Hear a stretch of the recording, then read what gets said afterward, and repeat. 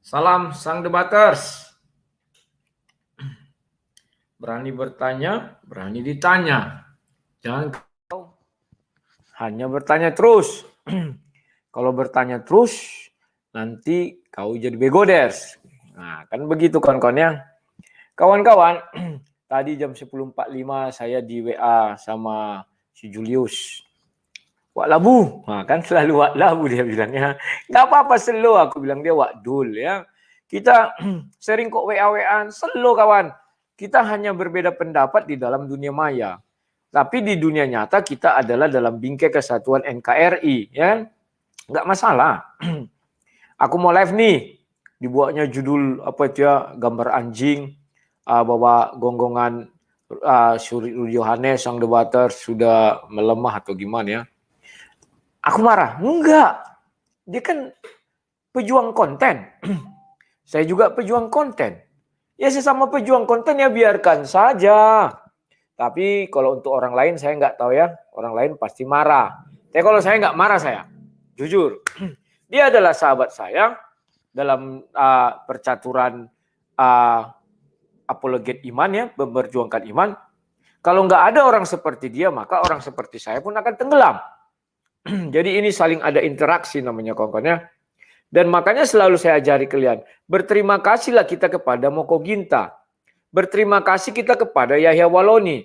Berterima kasih kita kepada Manacem Ali. Meskipun mereka goblok-goblok ya, kita harus berterima kasih terhadap orang-orang goblok biar orang tahu mana yang pintar, mana yang goblok. Kawan, paham ya? Doktor tapi goblok. Nah, itu kan Yahya Waloni sama Manacem Ali, doktor goblok, otak didengkul. Ya kawan-kawannya, kita berterima kasih, nggak usah marah, slow. Sama seperti saya juga slow ya kan. Nah, kawan-kawan, ada hal yang menarik dari videonya Julius. Selain dia bilang di depan bahwa Wak Labu berjuang begini, Bogono begini, itu saya iakan, tak pernah saya tiadakan. Kalau saya yang benar, saya bilang benar, yang salah, saya bilang salah. Dan saya tidak pernah menyangkal bahwa saya memperjuangkan hak-hak para murtadin itu agar mereka tidak dikatakan lagi murtadin oleh Yusuf Manabulu dan kawan-kawan, agar mereka dicantumkan nomor rekeningnya, dipakai terus-menerus. Tetapi sampai sekarang Yusuf Manabulu belum berubah. Dia tetap hanya ingin mencari keuntungan pribadi, ya.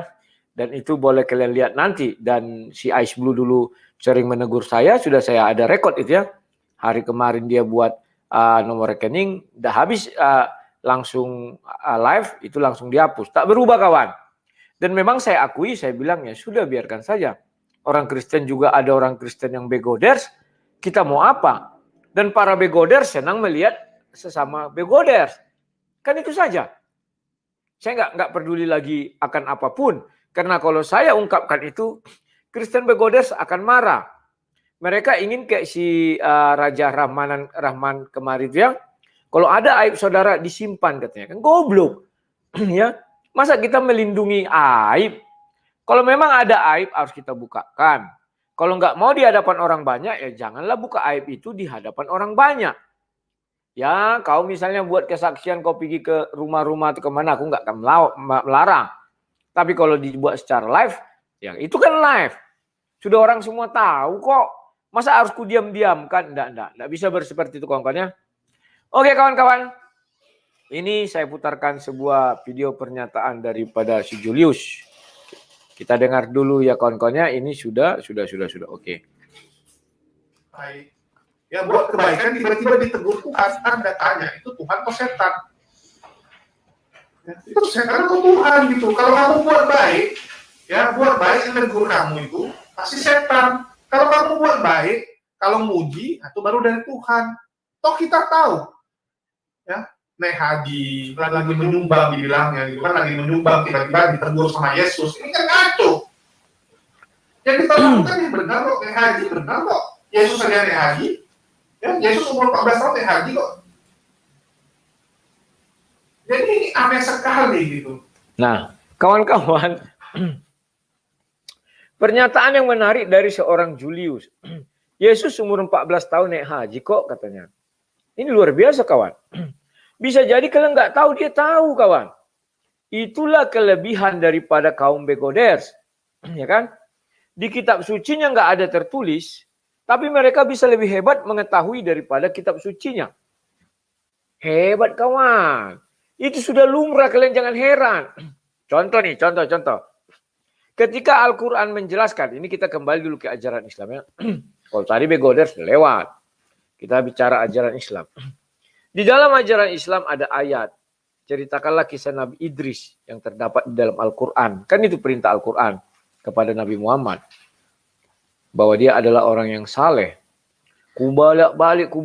Hanya itu aja 2 ayat. Ya kan? Tetapi ketika kita lihat Wikipedia, banyak kawan.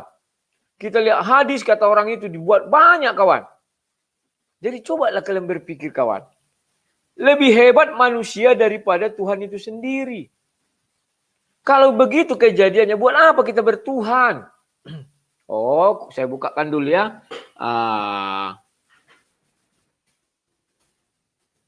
Mantap. Biar kalian percaya. Saya nggak ngarang-ngarang ya. Bahwa Nabi Idris disebutkan 2 kali di dalam Al-Quran. Itu semua orang sudah tahu ya. Coba sekarang kita lihat ya. Nah ini. Biar kubukakan. Ntar ya kawan-kawan. Biar kalian paham. Tapi turunan ceritanya banyak sekali kawan. Surah Maryam 5657 ya. Mana ini Kemenak? Nah, ini kawan-kawan ke Al-Quran online, Kemenak. Kita pakai aja Kemenak kawan. Kenapa? Itu kan resmi punya negara ini. Ya. Nah, ini 19 5657 19 56 56. Nah, ini 56. Oke, Daya. Kalian lihat ke layar kawan. Kalian lihat. Saya nggak ngada-ngada. Inilah fakta. Memang sakit sih kalau untuk kita jelaskan. Tetapi apa boleh buat. Kalau saya memang kalian inginkan saya bicara kebenaran. Bukan bicara bohong atau dusta. Ayo kita lihat sama-sama ya. Saya besarkan. 56. Dan ceritakanlah. Buka kurung Muhammad tutup kurung. Kisah Idris di dalam kitab buka kurung Al-Quran tutup kurung. Sesungguhnya dia seorang yang sangat mencintai kebenaran dan seorang nabi. Ya. Dan kami telah mengangkatnya ke martabat yang tinggi. 2 ayat ya. Paham ya kawan-kawan ya? Nah, sekarang kawan, di sini ada perintah supaya Nabi Muhammad menceritakan kisah Idris yang dalam Al-Quran. Saya bolak-balik tidak ada kawan. Ternyata benar kata si Zuma bahwa Al-Quran itu bukan tafsir. Itu tafsir orang Indonesia saja. Kan buka kurung. Tutup kurung. Muhammad buka kurung tutup kurung. Al-Quran buka kurung tutup kurung. Sebenarnya apakah demikian? Kalau dibilang kitab kan tidak harus Al-Quran kawan. Banyak kitab-kitab. Loh kok bisa begitu sang debater? Mari kita lihat. Kalian mau dari mana? Dari situs-situs Muslim atau situs-situs langsung Wikipedia? Ya. Mana ya? Tunggulah, maunya ada ya yang bisa kita ajak memilih. Mau dari mana dia? Oke. Saya ambil saja misalnya dari Wikipedia. Kenapa dari Wikipedia? Karena Wikipedia itu sesuatu yang diyakini kata si Umidin ya. Untuk scholar itu ya, orang-orang berpendidikan. Biar gampang ini. Di sini dijelaskan, ya kan? Ini.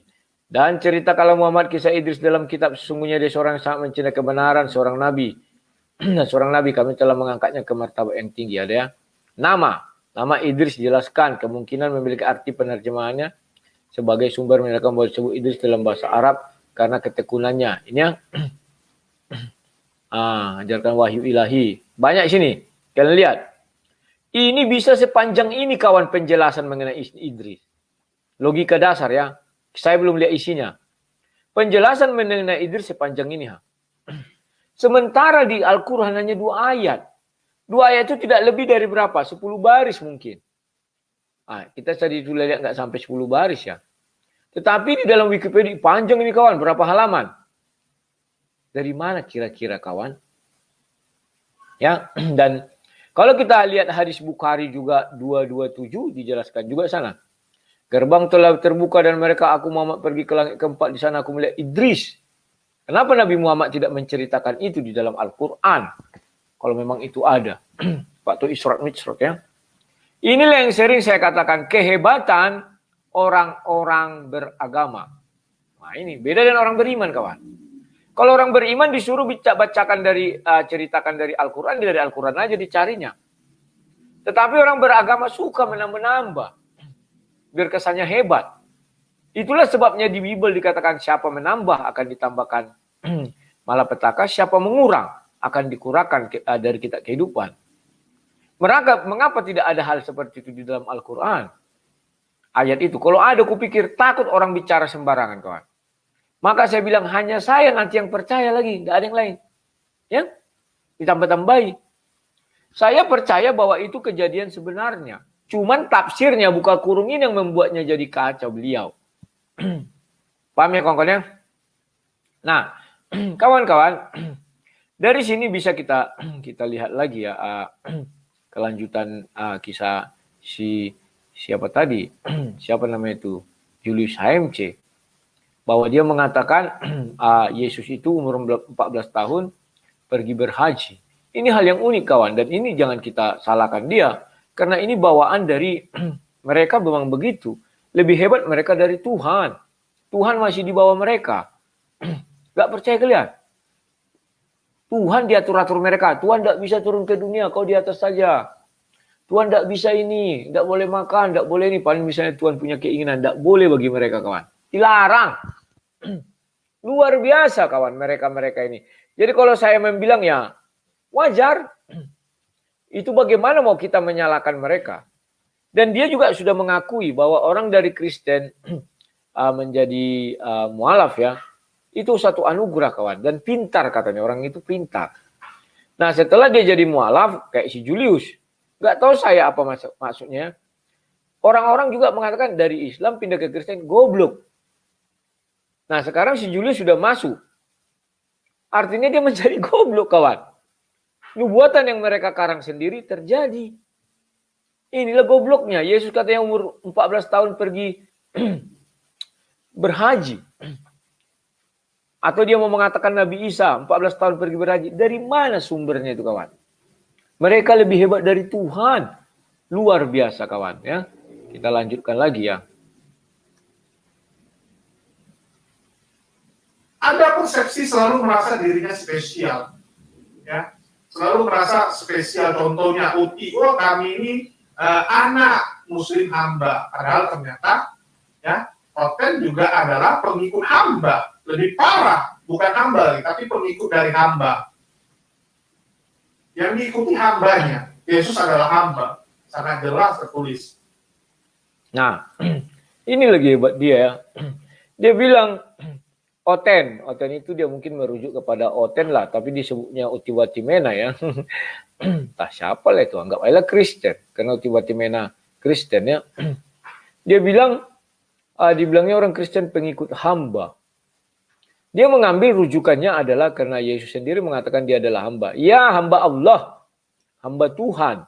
Sementara Utiwatimena maksudnya mereka budaknya manusia. Kan itu, Hagar kan budaknya. Di dalam Bible dijelaskan Hagar itu budaknya si Sarah.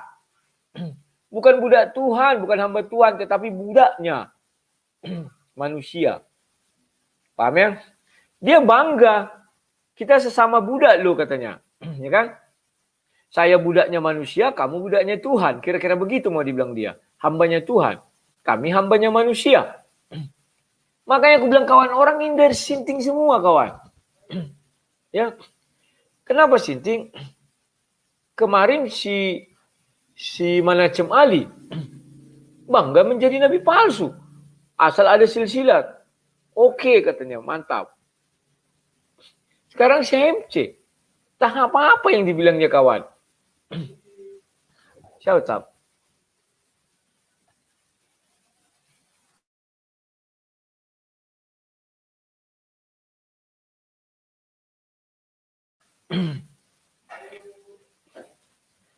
Ada orang kawan mau mencari entah siapa, permisi katanya. Tunggu dulu. Nah,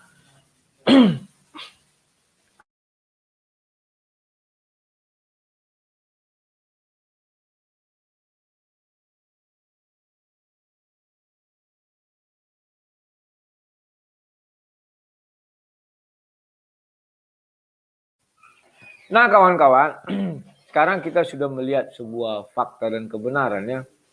Mereka begitu ringan bisa melebihi Tuhan, kawan. Kalau dia bilang Nabi Isa itu, kawan, tidak bisa dia buktikan Nabi Isa pergi berhaji, nggak bisa.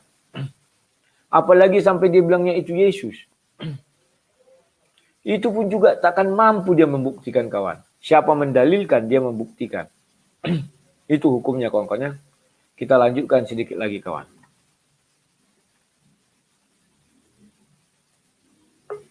Jadi ini memang aneh sekali gitu ya. Dan di sini ada Bang Alayubi, akhirnya muncul juga dia. Oke, assalamualaikum Bang Alayubi. Waalaikumsalam warahmatullahi wabarakatuh. Oke, dari Bang Alayubi mungkin tanggapannya masalah Yusuf Manubulu nih gimana nih? Ini si Wa'labu udah nyerah nih. Kalau Wa'labu udah nyerah, siapa lagi yang akan gonggongin dia? Kurang dengar tulis. Gimana? Wa'labu kemarin kan dia menggonggong, artinya kan dia menjelaskan, komplain, ya, membongkar kedok dari Yusuf Manubulu. Tapi sekarang udah nggak mau. Kemarin saya cek sama dia bilang dia udah nyerah. Waduh, ini punyanya Bang Julius atau punya saya yang kacau ini? Enggak Punya Bang Alayubi yang kacau. Punya saya bagus. Dulu ya.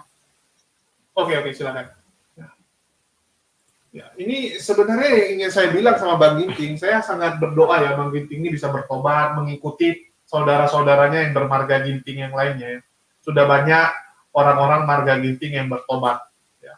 Sama seperti Bang Ginting kemarin mengatakan, saya nggak mendapatkan perjumpaan secara ilahi. Nah, kawan-kawan, selebihnya dia hanya bicara ngolor ngidul ya.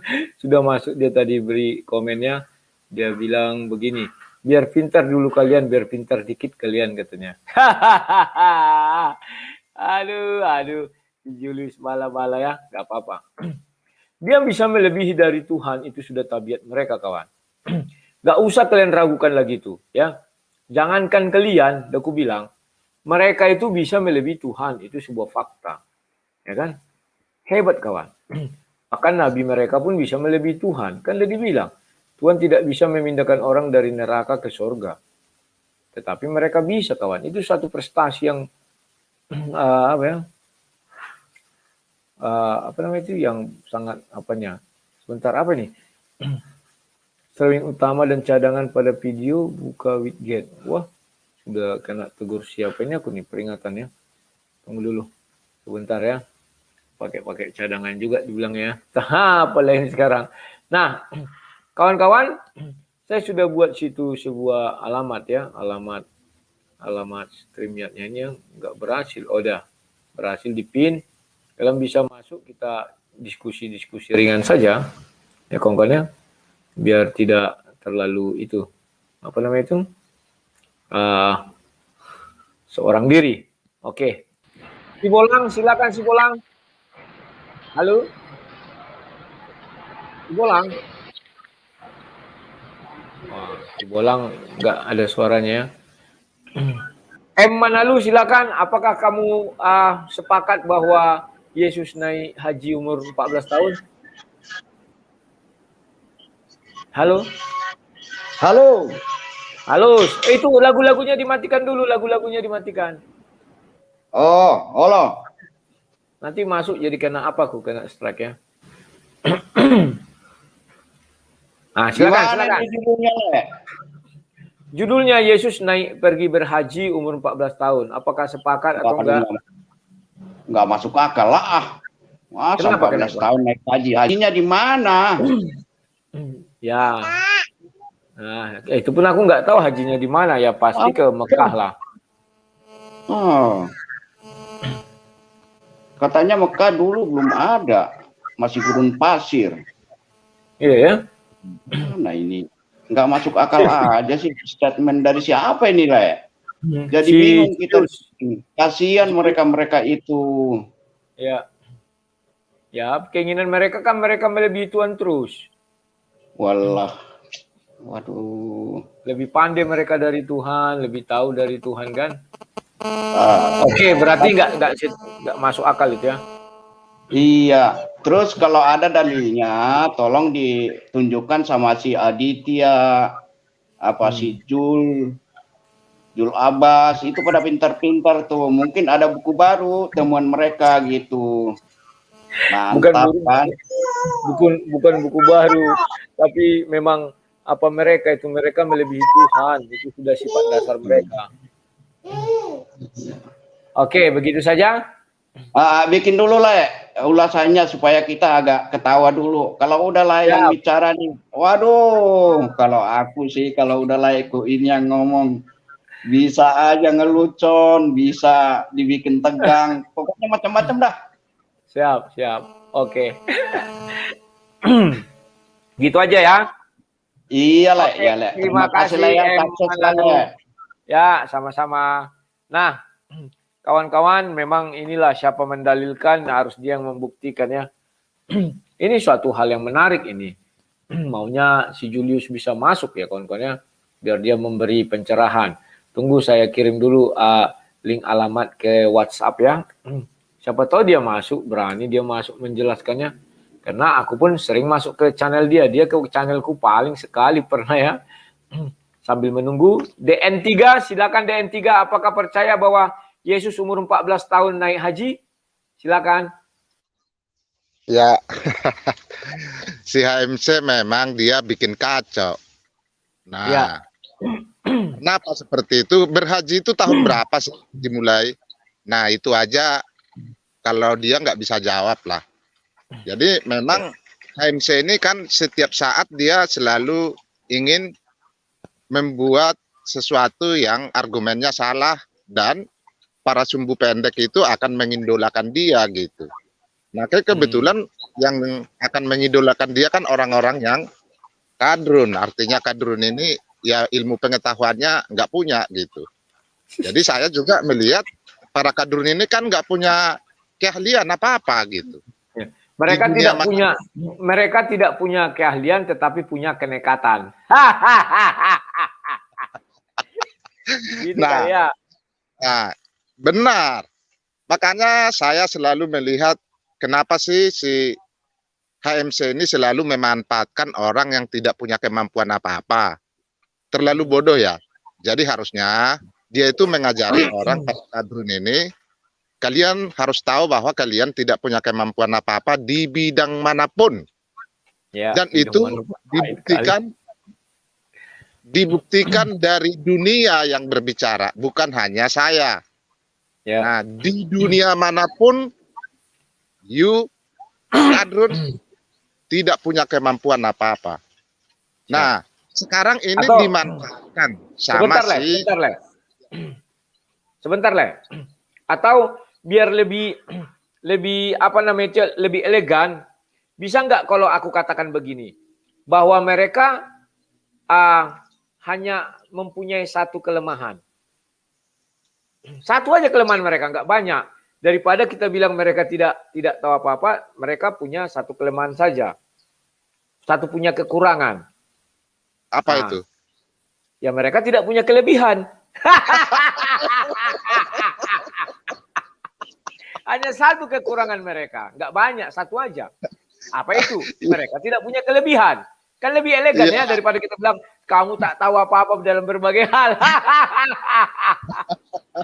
Ya, silakan. Inilah kehebatannya si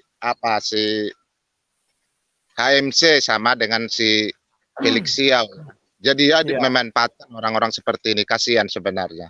Jadi saya mengatakan sama HMC gini, HMC, kalau kamu mendengar saya, kalau kamu bilang kamu tidak memanfaatkan mereka, sejak kapan kamu bisa berbicara tentang seperti ini pada waktu kamu di jalan Tuhan? Kamu pada waktu di jalan Tuhan ngapain aja gitu. Nah makanya HMC ini nggak bisa jawab. Nah setelah itu kita akan nilainya dengan positif gitu. Saya tahu kamu dulu bisa pintar karena makan daging babi panggang. Sekarang kamu nggak. Benar. Terus. Ya, karena memang di dunia manapun yang makan daging babi panggang lah yang mengantarkan dunia ini menjadi lebih baik. Siap. Kalau dia tidak memakan daging babi panggang, maka dunia akan saling bermasalah gitu. Inilah yang dibuktikan sama si HMC, Felix Xiao, Waloni. Banyak hal yang mereka tidak ngerti gitu ya. Saya pernah kemarin sama si anak buahnya si HMC masuk ke Rina Solihin gitu. Ya. Nah, saya tanya sama dia. Dia sangat membanggakan, saya nggak tahu memang Quran mereka saya nggak pernah nyebut, tetapi dia bercerita tentang ada nabi yang suci tidak melakukan dosa di dalam Al-Quran katanya, yaitu Nabi Isa. Nah, cuma itu satu-satunya orang yang tidak melakukan dosa. Benar atau tidak saya nggak tahu Quran mereka. Nah, tetapi saya menjadi bertanya sama dia, kalau itu Nabi Isa katanya, apa alasan Anda untuk memilih orang yang berdosa untuk Anda ikuti? Nah, masalah dia di situ. Nah, kebetulan dilema. Kalau orang yang benar, sesuai dengan bukunya, orang yang tidak berdosalah menjadikan kita, mengantarkan kita ke dunia benar atau surga. Nah, jadi mereka ini malah mau memilih transfer di neraka. Nah, transfer di neraka baru ke surga, kira-kira seperti itu. Entah kenapa jadi pilihan seperti itu ya. Jadi kita juga bertanya hal ini. Nah, sama dengan HMC, saya udah pernah melihat dia itu argumennya selalu salah gitu ya. Dan salah ini kenapa dipertahankan gitu? Selalu argumen yang salah. Coba yang saya tak. Tapi gini, Le. Bangga jadi orang goblok itu kan anugerah. Mereka ini memang lucu-lucu. Bangga jadi orang goblok, bilangnya anugerah itu dari Tuhan katanya kan. Ya, lanjut. Iya, betul. Jadi yang saya tanya sama HMC ini, kenapa kamu bangga dengan anugerah yang salah? Nah, kan dia selalu ngotot mengatakan, Yesus berhaji. Berhaji itu tahun kapan itu HMC? Anda bisa jelaskan nggak literatur Anda dapat dari mana gitu ya? Supaya HMC ini dilihat orang tidak mereng gitu. Jadi saya pikir setelah semakin hari dia tidak makan daging babi panggang, otak kirinya sama otak kanannya nggak nyambung. Ya imbang. Oh nggak nyambung. Kalau nggak imbang masih bisa ya. Ini nggak nyambung. Berarti tidak konslet. Jadi artinya saya nggak yakin dengan pola pikir si HMC mengatakan begitu. Dia terlalu bangga menunjukkan kebodohannya di dunia medsos. Dan yang mendukung dia pasti orang yang tidak goblok. mengerti. Sesama orang goblok harus saling menguatkan. Puji Tuhan, haleluya katanya kan. Oke, gitu aja lah ya. Oke, terima kasih. Terima kasih lah DN3. Maaf lah DN3 ya, langsung leave karena roomnya penuh, banyak yang mau masuk ini ya. Nah, kawan-kawan, apa yang dibilang Lai DN3 itu tadi banyak benarnya ya. Karena betul kawan, di hadis sudah kita baca 6080, Nabi Isa, semua Nabi mengaku berdosa. Hanya Nabi Isa yang tidak mengaku berdosa, tetapi Nabi Isa membukakan fakta Nabi Muhammad berdosa pada masa lalu dan masa yang akan datang. Tetapi sudah diampuni katanya. Pertanyaannya benar ini DN3 ini terlalu dia pintar ya. Mengapa kalian mengikuti yang berdosa, tidak mengikuti Nabi Isa yang tidak berdosa? Sampai rambutnya uban botak itu kawannya udah beruban, botak, apalagi segala macam. Tidak kan mampu dia menjawab kan. Percaya kalian? Mengapa kalian ikut yang berdosa? Kenapa tidak ikut yang tidak berdosa? Hanya Nabi Isa lah yang tidak berdosa. Loh, kan sudah kita baca hadis Sahih Bukhari kemarin kan 6080. Oke. Sekarang masuk Petra, silakan Petra. Selamat siang, Lai. Siang. Selamat siang. Silakan. Lai, aduh. Kalau saya ini mengidolakan Lai benar nih. Soalnya Lai kalau ngomong itu seperti main bola biliar gitu. Bola putihnya hantam ke nomor 3, masuknya nomor 9. Langsung Hal yang dimoper. kedua lah, Ya. dunia ini sebenarnya mulai hancur setelah ada itu dari gua Hira itu, Mbak. Mulai hancur di situ. Jadi si jin menipu Allah, jin tipu Allah, Allah tipu Jibril, Jibril tipu Muhammad yang buta huruf. Bagaimana mau dunia mau maju? Tapi teman-teman kita ini dengan tidak malunya pakai perangkat-perangkat teknologi buatan yang dibilang kafir itu untuk menyiar-nyiarkan semuanya. Itu kayak si Goldian, si HMC itu orang-orang itu kan gampang cari makan lah, cari makan gampang karena bisa membodohi orang-orang goblok. Asal tahu bahasa Arab sedikit ya sudahlah, jadilah. Tapi saya tetap mendoakan jangan terlalu paksa ya. Agak istirahat biar sehat-sehat sehingga jangan layani yang orang-orang otak-otak dungu itu, layani orang yang pintar supaya kita juga diberikan literasi yang baik supaya kita mengerti boleh menjadi seorang apologet yang bisa menjadi barrier untuk hantam mereka. Kami tidak punya kekuatan tapi yang hebat. Salam buat keluarga ya, mudah-mudahan Tuhan berkati. Ya. Terima kasih Petra, karena room sudah penuh langsung live ya dari studio ya Petra. Ini udah menjerit-jerit banyak yang masuk. Halo Obaja, silakan selamat siang, langsung tancap gas.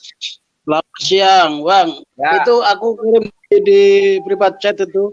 Dasarnya si MC kok bisa kayak itu. Kenapa? Aku kirim di private chat itu. Datanya dari mana sih si MC, si Julius itu dapat cerita itu. Ya, sebentar, aku buka ya. Nah, ini kan. Halo, yang ini? Ya, betul. Aku bacakannya. Menengok lokasi bertalbiyah Isa Al-Masih. Nah, ini ya. Apa yang mau dikatakan sini? Nah, itu memang semua nabi di situ dikatakan berhaji. Ya, semua dikatakan di situ semua nabi berhaji, termasuk Isa Al-Masih. Ya, jadi itu di situ dijadikan tempat wisata, tempat sumur. Ya, sumur ini. Itu tempat sumur kan kelihatan tuh, ada sumurnya kan. Nah, itu sekarang jadi tempat wisata dari situ. Nah, di situ juga dikatakan semua nabi itu melakukan berhaji. Ya. Nah, dari situ mereka mengambil kesimpulan bahwa semua nabi itu beragama Islam. Ya, karena berhaji. Ya. Nah, tapi abang baca paling bawah. Ya, paling bawah. Ya, klaim dia yang terakhir ini setidaknya memiliki landasan pada hadis sahih. Dicatat Imam Bukhari, perawi Musa IBN Kubah karena menyaksikan Salim Ibn Uda melakukan salat di lembah. Yang paling bawah sendiri lah ya. Yang paling bawah sendiri, Bang. Ini, bagaimanapun para perawi hadis tersebut tak bersepakat soal lokasi persis tempat Rasulullah bersalawat wallahu alam. Bisa. Yang itu kan? Nah, iya, betul. Jadi para perawi sendiri itu bingung.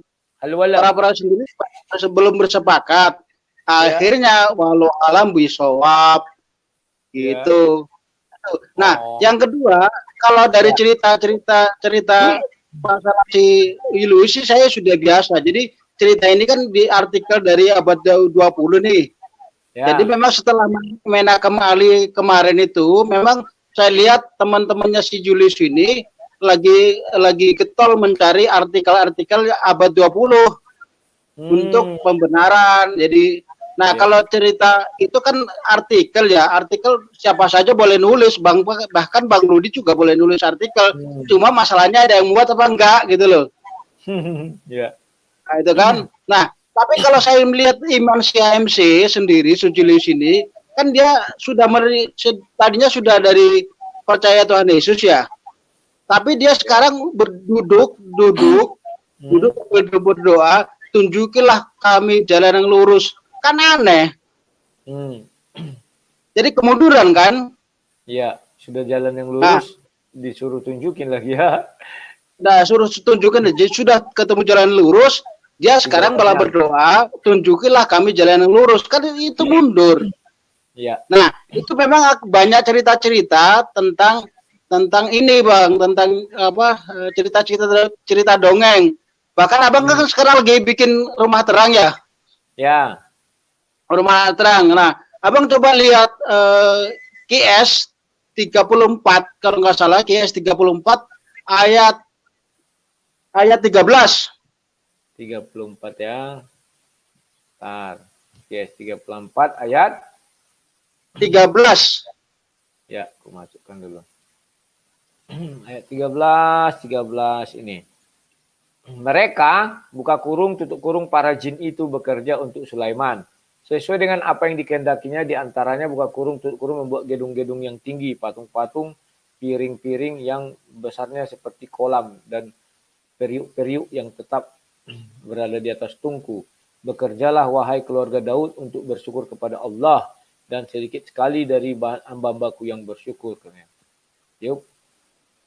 Jadi bisa juga kalau untuk bangun-bangun, Abang panggil jin Sulaiman tuh, bisa tuh.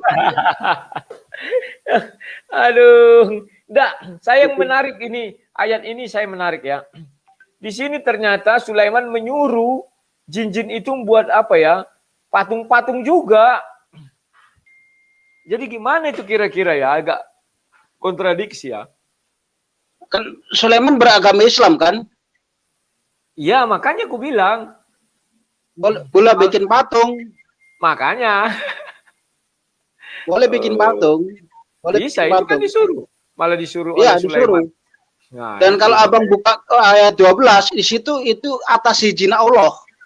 ya, atas izin Allah kan dibilang itu tadi. Atas izin Allah. Berarti Abang juga kalau mau bikin cepat rumah terang, anak terang itu cepat jadi, mintalah kepada siapa namanya, kirim dulu lah jinnya 1 atau 2 orang itu loh. Biar cepat jadi tuh. Ya kan cepet tuh. Nah, kalau terus itu cerita dongeng Abang ya. Yang paling parah lagi ke 14 ayat 14. Parah lagi tuh. Lanjutannya itu ya. Ya, 14. Maka kita ngaji satu-satu.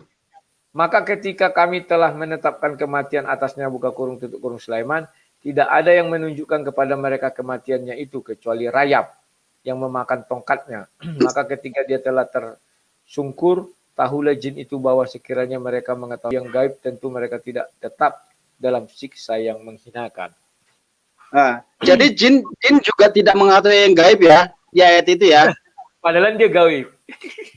Tidak ngerti, jin itu tidak mengetahui yang gaib. Jadi jin tidak tahu hal yang gaib sampai ditipu sama Allah.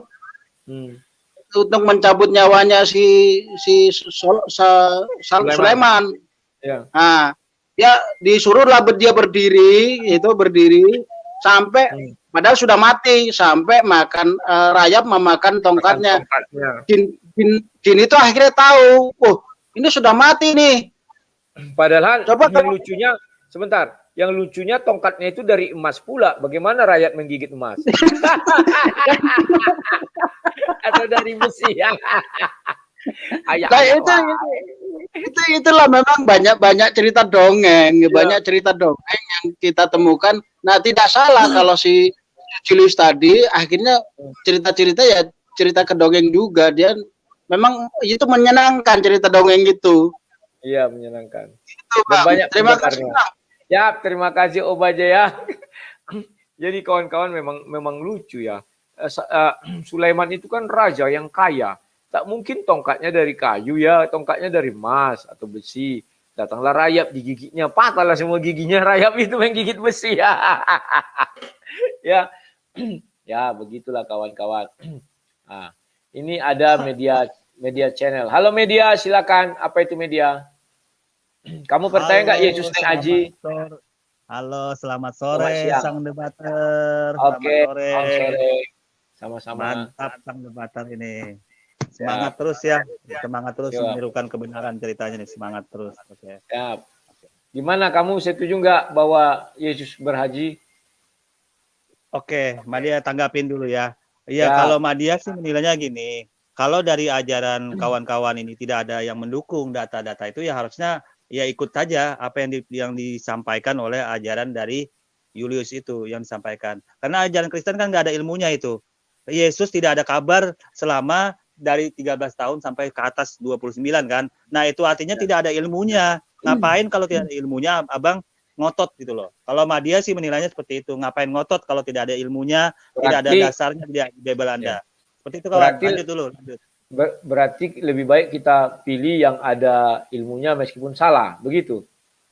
Contoh. Apapun itu hargain. Apapun itu hargain. Kalau hargain. Madya nilai gitu, hargain. Jangan sampai tidak ada ilmunya tapi tetap menggugat gitu loh. Kita tetap ngotot tapi tidak ada pelajarannya gitu loh. Kalau nah, ketika Nabi Isa dari buayan sampai dewasa ada nggak kisahnya dalam Al-Quran? Nabi Isa di dalam Al-Quran ada yang dijelaskan, ada yang tidak. Tapi dalam posisi ini informasi Nabi Isa Al-Masih itu sudah jelas di Al-Quran. Dalam surah Maryam kan nanti kawan-kawan bisa lihat detail dari surah Maryam. Ada nggak kira-kira kisah Nabi Isa dari buayan sampai dewasa? Kalau dewasa kan ada bahwa dia mewartakan Injil, bahwa dia menubuatkan akan datang Nabi yang bernama Ahmad. Sekarang dari buayan sampai dia dewasa, ada nggak kira-kira? Atau dari posisi dia bayi, dari bayi kan sudah jelas itu ada. Itu sudah dikonfirmasi di dalam surah Maryam. Nah, kemudian dalam posisi beliau menyiarkan ajaran Injil, dalam posisi menyiarkan ajaran Injil itu ada Imran. Nah, sampai beliau meninggal disalib, dalam posisi diangkat ke langit juga ada. Jadi sudah kelar. Sudah semua lengkap. Kalau yang dari setelah buayan sampai sebelum menyebarkan Injil ada nggak? Yang mana contohnya seperti apa? Contohnya kalau di Bible Yesus itu dijelaskan umur 12 tahun pergi ke Bait Allah di Bethlehem. Dia di Bethlehem, Yerusalem. Nah, sementara di dalam Al-Qur'an kisah Nabi Isa itu hanya sampai buayan dan lepas itu tak ada lagi. Baru ada nanti ketika sudah mulai mengabarkan Injil, menyembuhkan orang, menghidupkan burung, dan disalib tapi tak jadi. Kemana itu kisah dari buayan sampai sebelum itu? Kira-kira kemana itu larinya? Dalam posisi ini kan dalam Islam itu tidak itu dalam Islam gini, Al-Quran menjelaskan poin-poin pentingnya saja, yang termasuk menceritakan kejadian-kejadian masa lalu itu, termasuk Isa atau Yesus, dan nabi-nabi Musa dan nabi-nabi yang lain. Jadi informasi seperti ini poin-poin yang penting saja. Berarti kalau di dalam berarti kalau di dalam Injilnya Nabi Isa ada itu ya. Bagaimana Nabi Isa setelah dari buayan itu sampai seterusnya ada ya kira-kira? Indah yang Korudi pingin masukkan ini informasi apa biar saya terangkan. Mau tentang apa dulu? Biar kita kelarkan, kita carikan ayatnya, hadisnya, nanti kita konfirmasi mana yang Korudi ingin gitu loh. Biar kita kelar. Karena dalam hal ini kan di ajaran Korudi itu hilang data. Dalam usia 13 tahun ke atas hilang data. Jadi kalau ada ajaran yang menjelaskan tentang Nabi Isa itu naik haji, ya harus fair dong, terima. Karena di ajaran agama nggak ada gitu loh. Makanya saya bilang kalau ada ajaran mengatakan Nabi Isa menyembah berhala setelah dari kecil sampai umur sebelum mengabarkan Injil, kamu terima? Kita bahas, benar enggak? Kita bahas. Berarti kalau kamu bisa membahas, kenapa kamu tidak melakukan hal yang sama kepada Kristen? Kalau ada berhaji, terima saja kamu bilang. Harusnya kita bahas juga dong. Oke, sekarang saya bahas Yang jadi masalah gini, Kak Rudi. Yang jadi masalah ajaran Pak Rudi itu tidak ada memuat informasi itu di dalam ajaran Islam ada. Ini masalahnya gitu loh. Jadi ajaran Islam ada. Anda berpegang kemana? Anda berpatokan kemana Yesus Isa ini gitu. Ajaran Islam ada. Menjelaskan Nabi Isa dari buayan sampai umur 30 tahun. Ada ajaran Islam. Dalam posisi berbicara tentang Isa, Yesus itu dalam posisi dari kecil, kan sudah ada diinformasikan data-datanya dalam surah Maryam. Semua ada didatakannya. Apa yang Korudi inginkan nanti kita carikan datanya. Kan itu ketika lahir bicara di buayan. Setelah ada bicara dari buayan, ada enggak informasi tentang Isa itu? Justru informasi tentang Isa itu justru dalam Islam itu sangat banyak, lengkap. Salah satunya pada saat itu juga Nabi Isa atau Yesus di dalam posisi di Bait Suci yang dalam berdiskusi segala macam kepada para rahib Yahudi. Itu ada di dalam hadis. Dalam hadis coba Anda tengok pada usia sekitar 12 tahun. Sebentar dulu. Dalam usia memang hadis itu ada ucapan Nabi Isa di situ. Nabi Isa kan hidup jauh sebelum hadis datang. Saya ngerti, tetapi ini informasi di dalam hadis ini kan yang menyampaikan Nabi Muhammad. Otomatis kan Nabi Muhammad ilhami oleh Sang Pencipta dong. Oh, diilhami. Oke, sekarang kita lihat. Ya, sekarang kamu setuju ya kalau kita lihat kebenaran Al-Quran? Kita bicara satu jalur dulu, Pak Rudi. Siap, ya Al-Quran. Apa yang mau dibahas, kita bahas. Biar dosa melenceng. Oke. Sekarang ini kamu lihat surah Maryam ayat 16. Dan ceritakanlah Muhammad kisah Maryam di dalam kitab Al-Quran. Ingat bahwa kisah itu harus terdapat dalam Al-Quran. Yaitu ketika ia mengasingkan diri dari keluarganya ke satu tempat di sebelah timur Baitul Maqdis. Nah, sekarang ternyata kamu bercerita kisah itu Nabi Isa itu ada di hadis. Sementara Nabi Muhammad disuruh menceritakan kisah Maryam ini kan mengikut ini kisah Nabi Isa. Itu harus ada di dalam Al-Quran. Nah, maka di ayat 30 kita lihat, ini lahirlah Isa ya. Dan Isa berkata, sesungguhnya aku hamba Allah yang memberiku kitab Injil dan ia menjadikan aku seorang nabi. Putuslah kisah itu sampai di sini. Paham ya?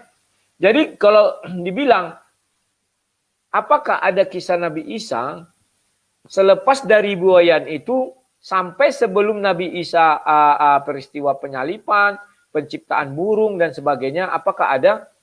Siapapun yang bercerita ada adalah pembohong. Pembohong.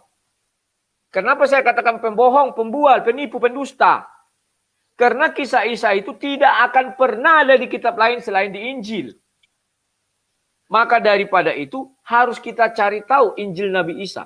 Kamu pernah tahu nggak siapa penulis Injil Nabi Isa? Oke, gini saja biar kita kelar masalah ini, Pak Rudi. Yang jelas begini, Al-Quran itu kan mengkonfirmasi hal-hal apa saja yang terjadi sebelum Al-Quran itu datang, termasuk pada nabi-nabinya sebelumnya, termasuk Isa atau Yesus itu gitu loh. Nah, otomatis yang dikonfirmasi ini salah satunya yaitu identitasnya, cara kehidupan Isa Al-Masih Yesus ini, itu salah satunya. Ya, detail apapun tidak itu nanti tergantung dalam informasi yang disampaikan oleh Al-Quran, yang dikuatkan juga dalam hadis-hadis untuk mendukung pembicaraan Al-Quran itu sendiri. Nah, dalam posisi seperti ini, kalau Pak Rudi mengatakan kita kembali kerujuk kepada apakah benar Isa atau Yesus itu naik haji, kita tinggal lihat secara fakta, ya secara fakta di dalam Bible pun itu diinformasikan ada bait suci. Bait suci itu adalah bagian dalam sebelum ada Baitullah itu sudah dikonfirmasi bait suci adalah bagian rukun Islam juga karena bait suci itu ibadah yang kelima dalam Islam. Nah, itu sudah dikonfirmasi di Mazmur 84 ayat 85. Jadi dalam posisi seperti ini, kalau kita bicara tentang bait suci itu di Yerusalem, bukan yang di Mekah. Kalau orang ke bait Yerusalem tidak pernah dikatakan pergi berhaji. Tidak pernah melakukan rukun Islam, nggak pernah. Dan tidak pernah mengelilingi Ka'bah. Buktinya apa? Di dalam Alkitab dikatakan Yesus dan keluarga pergi ke Yerusalem setiap perayaan Paskah. Tidak ada dijelaskan di situ mengelilingi Ka'bah, nggak ada. Mereka hanya pergi ke Bait Allah, di sana berdiskusi, belajar firman Tuhan. Jadi kalau kita katakan Yesus naik haji, takutnya saya ketika Yesus naik haji bertemu dengan Nabi Isa. Kan ini lucu kawan. Nabi Isa bertemu dengan Yesus sama-sama berhaji. Kan lucu. Oke, gini pemahamannya gini. Ya, dalam Islam pun Pak Rudi ya, dalam posisi ini mengenai bait suci ya, Baitullah itu nggak ada sebenarnya posisinya itu seperti yang Pak Rudi gambarkan seperti itu. Ya. Tetapi Islam itu meneruskan hal-hal yang terjadi pada masa seperti itu. Salah satunya bait suci, Baitullah. Masalah ritual-ritual di dalamnya itu ya tergantung pada posisi masing-masing zamannya. Ya, kalau di zaman Nabi Muhammad ya ke Baitullah, ada Ka'bahnya. Pada saat itu juga ada batu Hajar Aswad yang walaupun pernah hilang, yang dituduhkan mencium-cium batu Hajar Aswad itu dituduhkan itu ya dalam posisi mencium, menyembah itu terbantahkan karena dalam posisi pernah hilang. Umat Islam tidak sakit hati. Sebentar, ya, kalau kamu bilang seperti itu, maka kamu lagi-lagi keliru. Al-Quran menjelaskan Ibrahimlah yang pertama sekali menaruh dasar daripada Ka'bah itu dengan Ismail. Artinya setelah itu diperintahkan Tuhan untuk melakukan haji di situ. Artinya kalau betul itu ada, maka Ibrahim sampai anak cucunya termasuk Nabi Isa melakukan yang namanya ritual haji. Kamu benar. Tetapi sekarang kamu bantah. Tiap-tiap rasul kamu bilang beda-beda caranya. Dan faktanya seperti Musa, seperti Nabi Isa, saya percaya tidak pernah ke Mekah. Karena mereka ibadahnya itu di Yerusalem, apalagi Musa nggak sampai masuk ke Yerusalem. Ya, Nabi Isa dan sebelum Nabi Isa atau bahkan Raja Daud lah, mereka punya rumah ibadah sendiri, bait Allahnya itu di Yerusalem. Ngapain orang tuh sibuk-sibuk pergi ke Mekah? Kalau dibilang Mekah itu belakangan hadir, tidak. Al-Quran menjelaskan Mekah itu duluan ada, baru yang di Yerusalem. Kan satu keanehan. Ya, silakan. Kalau ada yang mau ditambahkan lagi. Oke, jadi kalau Madian nggak usah terlalu fokus ke sana. Kita cari dalam posisi persamaannya saja. Persamaan yang sebenarnya dari Pak Rudi nggak bisa bantah itu gitu loh. Ini fakta yang nggak bisa Pak Rudi bantah. Karena yang mana dia tidak bisa dibantah? Yang mana yang nggak bisa dibantah?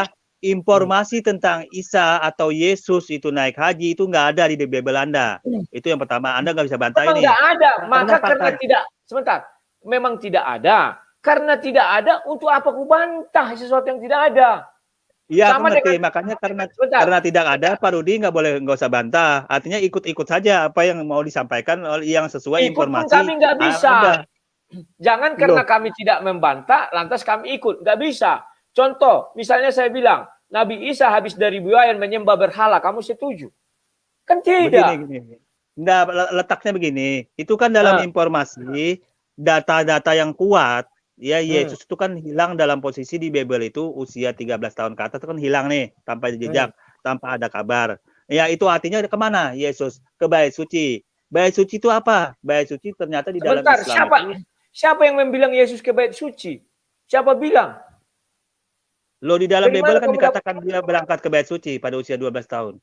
Usia 12 tahun. Setelah Yesus berdebat di dalam Bait Allah, ibunya dan keluarga mencari. Setelah itu Yesus dibawa pulang. Dan di kalimat itu dijelaskan, maka mereka menyimpan seluruh pembicaraan tentang Yesus. Karena Yesus dari bayi kan mau dibunuh. Artinya mereka meskipun nanti pergi ke Bait Allah disimpan, artinya tidak menunjukkan diri, kan mereka pakai tudung, bisa jadi hal itu terjadi. Karena ke Bait Allah sekali setahun.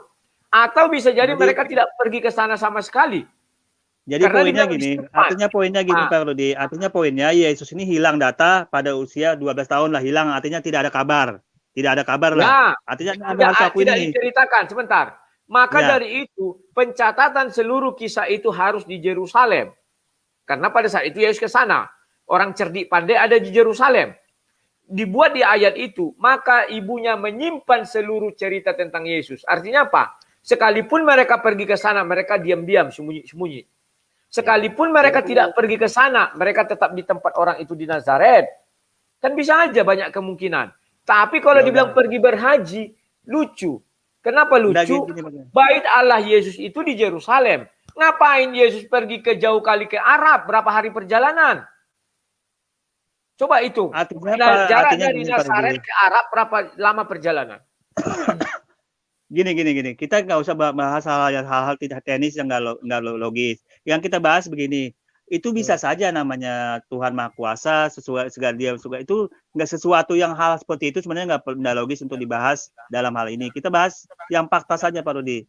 Artinya dalam posisi ini ajaran Pak Rudi tidak ada mengkoordinir lagi, tidak ada informasi tentang. Sebentar, Madia, kalau kita bicara fakta. Faktanya Yesus pergi ke Bait Allah yang di Yerusalem. Itu fakta. Tidak ada orang Yahudi pergi ke Mekah. Nggak ada itu. Nah sekarang kalau misalnya, saya tanya Anda. Sekarang kalau misalkan Yesus melakukan ibadah haji di Bait Suci yang sama seperti Baitullah itu, kemudian dia digelari haji, masuk akal enggak? Saya tanya Anda.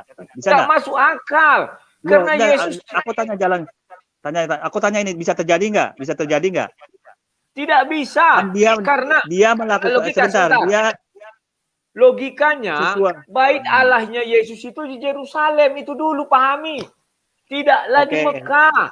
Oke, Kalau saya kita jawab bisa dulu gini. paham itu maka gugur itu, tidak akan mungkin. Ya, Saya jawab dulu, saya jawab begini. Pemahaman dalam Islam, ibadah haji sebelum Islam itu datang yaitu ke bait suci.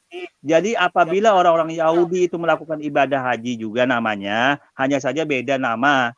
Mereka melakukan keliling-keliling di Kiswah itu, mereka juga melakukan tawaf termasuk melakukan ibadah haji. Nah, kemudian itu disebut dalam Islam itu ibadah haji juga.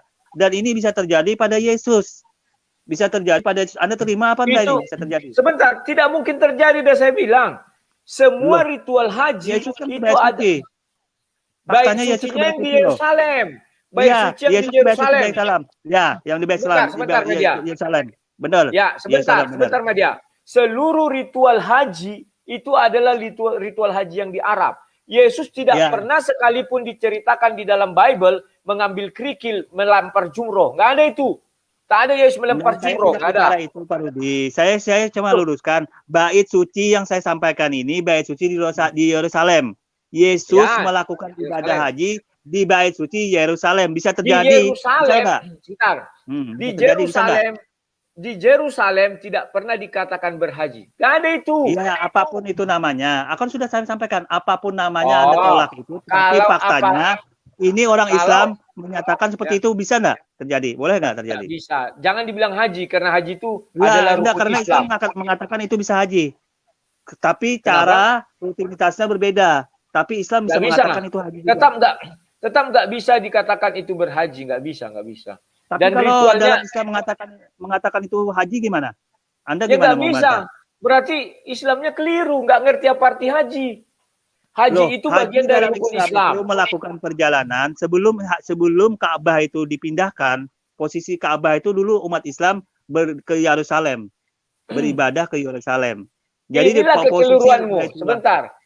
Orang Islam tidak pernah berarah ke Yerusalem, nggak pernah orang Islam. Tetapi kalau kamu bilang orang Islam ke Ka'bah, ke Mekah, iya. Tetapi ke Yerusalem nggak pernah, dalam catatan sejarah dunia pun tidak akan pernah. Tidak pernah. Di dalam Islam sebelum dipindahkan ke Ka'bah, umat Islam itu arah kiblatnya ke Yerusalem. Itu makanya dibuktikan dengan dua masjid yang sekarang ada dua kiblatain namanya. Itu masjidnya itu dua arah kiblatnya. Ini fakta sejarah yang tidak bisa dibantah. Jadi dalam sekarang Islam, coba kamu bantah. Ya. Tahun berapa Baitul Maqdis didirikan? Sesuai sejarah. Baitul Maqdis tahun berapa didirikan? Coba jelaskan. Kita harus kelarkan dulu masalah Baitul Maqdis begini. Baitul Maqdis jelas, dalam Islam. Kan itu arahnya kan dulu ke situ Baitul Maqdis. Bukan ke Yerusalem yang punyanya Bait Allah yang roboh ketika Yesus salib, bukan ke situ. Baitul Maqdis. Gini. Ada ayatnya di Al-Quran. Kita biar tidak melebar Pak Rudi, biar tidak melebar. Posisi umat Islam sebelum dipindahkan ke Ka'bah, Baitullah itu maksudnya, mereka umat Islam itu arah kiblatnya ke Baitul Yerusalem. Maqdis. Itu dulu. Bukan Yerusalem, Baitul Maqdis. Baitul Maqdis, jangan kau karang-karang Yerusalem. Baitul Maqdis, ayatnya di Al-Quran jelas dikatakan Baitul Maqdis. Ya, apapun namanya. Tapi sekarang aku tanya, ke berapa Masjidil Palestina itu? Tahun berapa Baitul Maqdis didirikan? Coba cari menurut sejarah. Silakan googling. Tahun berapa didirikan? Saya tidak ikutin ke jalur itu, Pak Rudi. Saya tidak hafal. Harus jalur itu dong. Biar googling aja, gampang. Ku googlingkan. Sebentar, ku googlingkan ya. Ya, silakan. Kemarin sudah kubukakan. Baitul Maqdis itu 670. Sementara Nabi meninggal 633. Baru. Nah, yang mau dikonfirmasi di Baitul Maqdis apa lagi tentang apa? Yang mau dikonfirmasi di Baitul Maqdis apanya masalahnya? Mau dikonfirmasi? Ya, arah kiblat dong. Nah ini. Ya, apanya mau dikonfirmasi? Baitul Maqdis. Bentar ya. Kalau yang dulu itu namanya Bait Salomo. Atau bait apa? Bentar. Kalau bait Masjidil Haram itu Aqsa ya. Baitul Maqdis atau Masjidil Aqsa. Nah, ini ada di sini semua, tunggu ya. Yang Masehi kita ambil ya. Wah, ini enggak jelas ini. Nah, pada tahun 637 Masehi, pasukan Islam mengambil alih Yerusalem dari penguasaan Bizantium. Khalifah Umar bin Khattab kemudian masuk Yerusalem dan menuju ke lokasi bait suci. Ternyata yang didapati adalah lautan sampah. Reruntuhan bait suci ini bertahun-tahun dijadikan tempat pembuangan sampah oleh orang Nasrani sebagai penghinaan kepada orang Yahudi.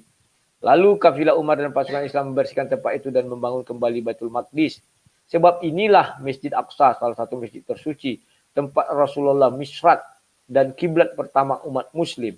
Pada tahun 687 sampai 691, MKM Masehi, maksudnya Khalifah Bani Umayyah Abdul Malik bin Alwa dan anaknya Al-Wahid. Nah, ini sebenarnya ini hancur tahun 746 karena gempa ya. Jadi, kalau merujuk dari catatan sejarah dunia, Masjidil Aqsa itu ada setelah Nabi Muhammad wafat. Tapi kalau dikatakan Bait Allah Yerusalem miliknya orang Yahudi, itu bernama Bait Salomo zamannya dulu itu, atau Kemah Daud atau apalah namanya, itu sudah roboh, nggak ada lagi. Ketika Yesus disalibkan, roboh rata dengan tanah, tidak ada.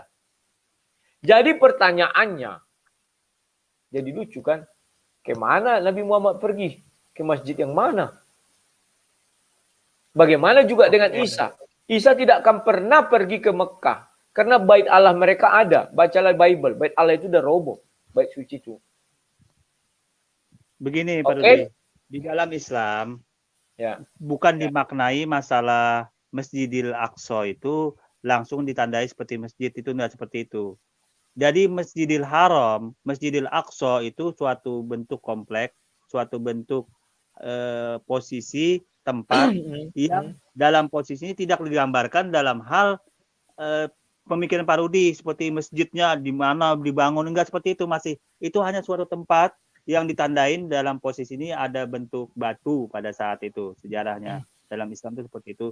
Jadi bentuk batu ini ketika Nabi Muhammad Israt itu sudah berupa masjid, bahkan ditambatkan kuda terbang itu, burak itu sudah berupa masjid. Makanya dibilang Masjidil Aqsa. Masjidil Aqsa, namanya Masjidil Aqsa itu bukan dalam posisi bentuk masjid, Pak Rudi, tapi batu. Dalam bentuk batu bangunan yang dalam posisi tidak bisa digambarkan seperti masjid sekarang ini. Itu harus dipahami dulu. Jadi sudah posisinya. Sekarang coba cari catatan sejarah ketika Nabi itu sholat di sana dengan para nabi-nabi yang terdahulu, 1240 nabi. Apa sanggup itu tidak menghalangi posisi Nabi Muhammad Isra Mi'raj, karena sholat tidak menghalangi memang di batu itu tidak mempengaruhi Pak Rudi. Memang tidak mempengaruhi. Maksud saya itu didirikan kapan? Kalau yang dibilangnya hanya di pelataran Nabi Muhammad sholat, tidak. Carilah di hadis-hadis itu sudah berupa bangunan. Tidak bisa. Gini, Pak Rudi harus bisa bedain antara Masjidil Aqsa dengan Masjid Aqsa. Itu harus bedain. Yang kubah kuning itu harus bedain. Jadi kalau bangunan Masjid Aqsa itu baru. Itu baru saja Pak Rudi. Dan itu bukan suatu patokan yang digambarkan dalam posisi yang Pak Rudi sampaikan ini seperti ini. Enggak. Jadi Masjidil Aqsa dengan Masjid Aqsa itu dibedain. Beda. Posisi dalam hal ini berbeda. Jadi kalau Masjidil Aqsa itu hanya berupa patok batu-batu yang dalam posisi itu pada saat menggambarkan Nabi Muhammad Isra dan Mi'raj pada saat itu. Nah, kalau Masjid Aqsa yang sekarang dibangun yang kubah kuning itu baru memang. Jadi nggak ada korelasi sebenarnya ini dalam posisi Masjidil Aqsa dengan Masjid Al-Aqsa. Beda jalur walaupun tempatnya posisinya sama. Tapi beda dalam posisi pemahaman. Seperti itu Pak Rudi. Oke. Ya, terima kasih ya. Gitu aja ya. Oke, makasih Pak Rudi. Oke, sampai jumpa. Yo, terima kasih. Itulah pendapat media channel, harus kita hormati kawan, ya. Karena gimana pun dia juga sudah paham kok bahwa bait Allah sudah hancur ketika Yesus naik ke sorga, disalibkan itu ya, sebelum menyerahkan nyawanya. Dan kalau katanya Yesus berhaji itu keliru, dia juga sudah mengakui Ya, bait Allah itu yang ada di Yerusalem. Tapi mungkin nggak Yesus pergi berhaji katanya ke Mekah, saya bilang. Dia bilang nggak mungkin, tetapi mungkin berhaji di bait Allah yang di Yerusalem.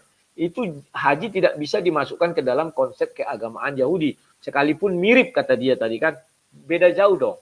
Kalau di bait suci itu ada namanya penyembahan korban bakaran.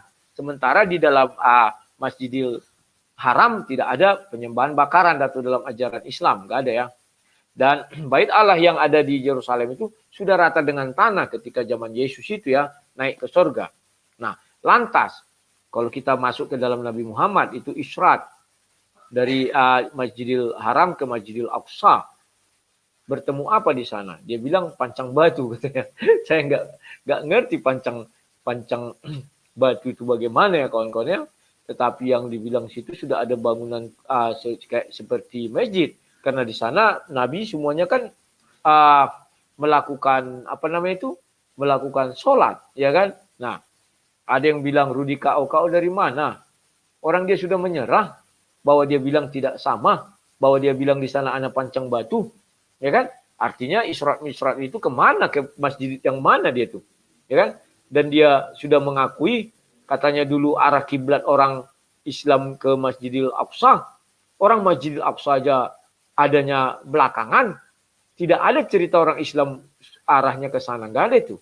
Karena lebih dahulu ada Mekah. Arah kiblat itu ke Mekah.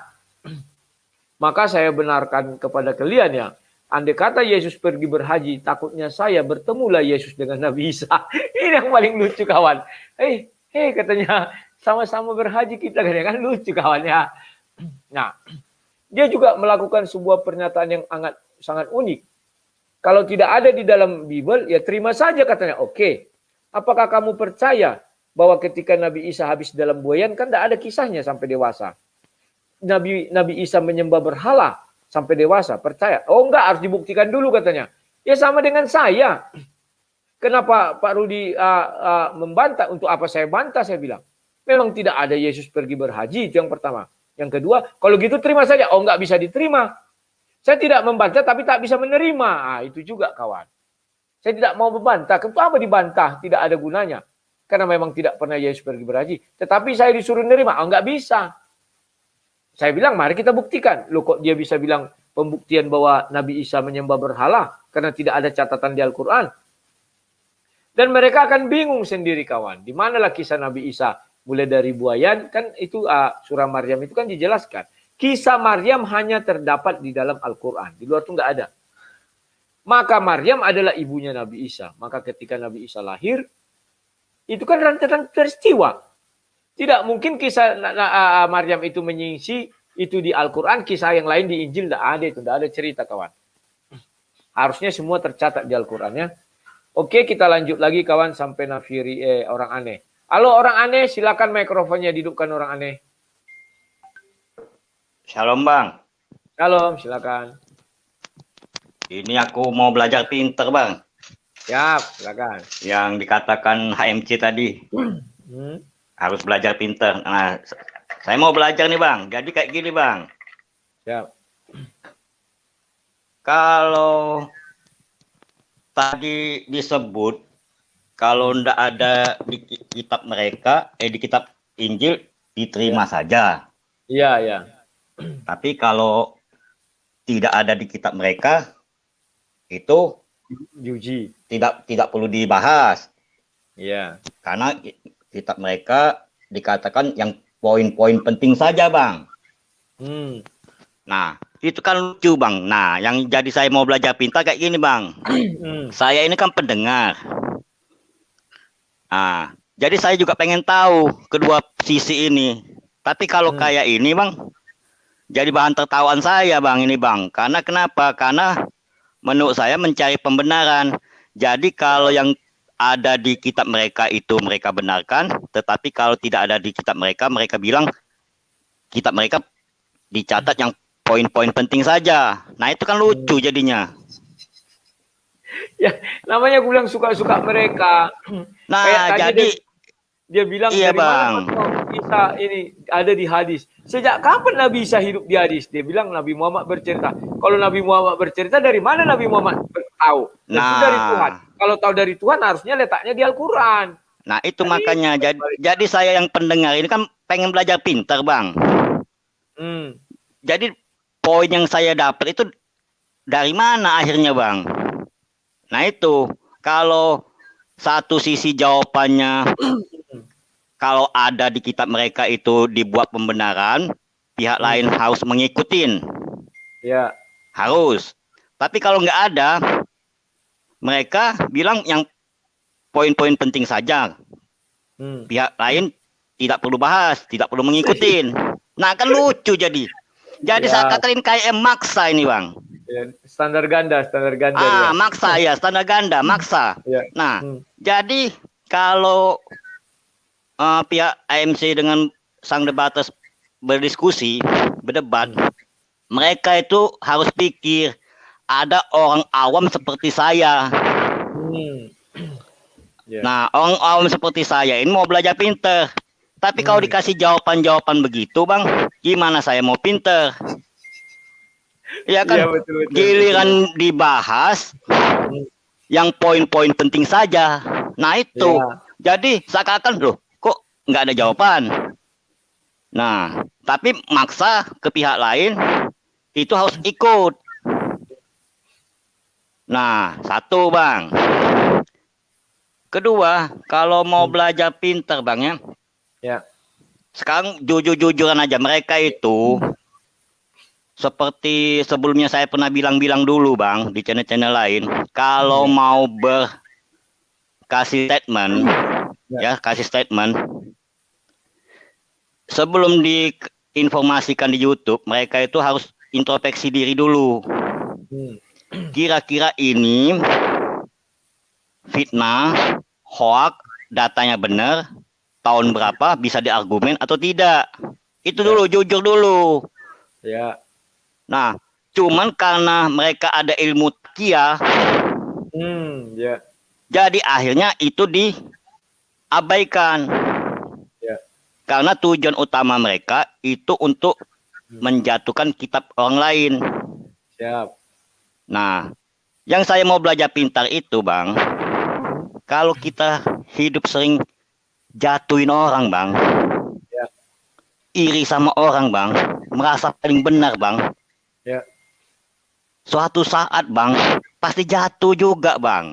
Karena orang yang dicari kesalahan, yang dibuat cocok logi, dibuat pembenaran, itu kan suatu saat kan akhirnya nanti kan kesombongan itu kan jatuh, Bang.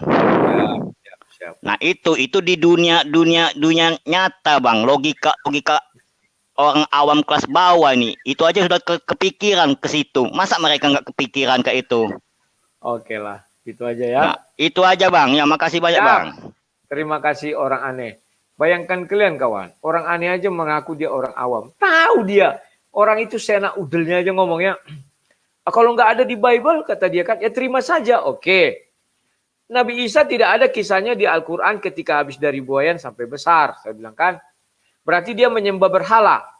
Oh enggak, harus diuji. Kenapa ketika di Bible disuruhnya terima saja, ketika di tempat dia nggak ada, dia bilang tidak bisa terima saja.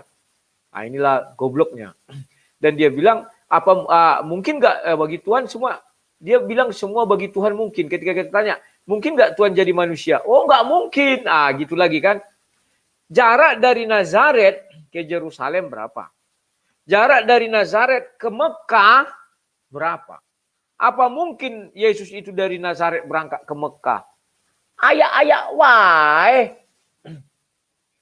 Kan nggak ada itu, kawan. Tidak pernah orang Yahudi kiblatnya ke Mekah, nggak ada itu, selalu ke Yerusalem. Jadi jangan ngibul-ngibul lah, ngabul-ngibul ya.